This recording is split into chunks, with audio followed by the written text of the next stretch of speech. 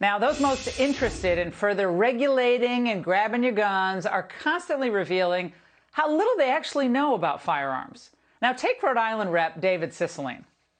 What this stabilizing brace, which is depicted here, when attached here, it turns this weapon into an automatic weapon. It becomes a bump stock. He just described the arm brace, which is used by people who have a handicap to help fire a pistol.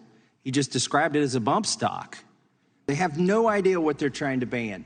Like if they could use Wikipedia or a picture or something here really quickly to understand that what she's offering has nothing to do with the bump stock. Joining me now is Congressman Tom Massie, the man you just saw explaining the basics of a gun structure to that Democratic representative. Congressman, have they figured out yet what they're trying to ban, other than saying weapons of war, which is a tedious phrase? They have such zeal to ban everything that they don't even know what their bill bans. And my colleague, Rep. Michelle Fischbach, she offered a very simple amendment to say, I just want to make sure you're not banning this device that's used by disabled people to fire a pistol. And that's when they said it was a machine gun.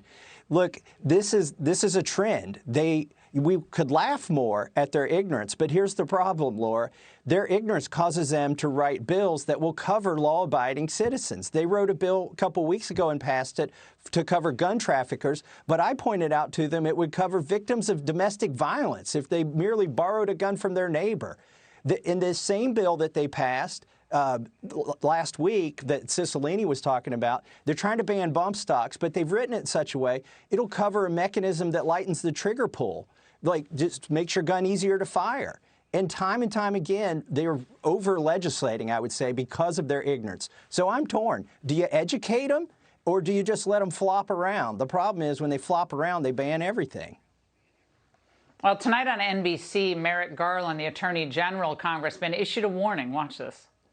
These very cheap devices that can be made at home that can transform a semi-automatic rifle or a semi-automatic pistol into You just saw a demonstration of that. That's right. For a few cents, a semi-automatic weapon became a machine gun, essentially. Exactly. Your response? They're coming for the guns, no doubt about it. Well, you saw there, they're going to make the argument that if a cheap thing can, convert a semi-automatic into a fully automatic, then they got to ban all semi-automatics, and that's what they want to do. They're calling these weapons of war, Laura. So I offered an amendment that said, well, let's make sure we don't give weapons of war to the Department of Education and to the USDA. What possible use could they have for those in their missions? And the Democrats argued that the Department of Education needs what they're calling weapons of war. Of course, they're not weapons of war, but that's the way they want to, vilify common gun owners.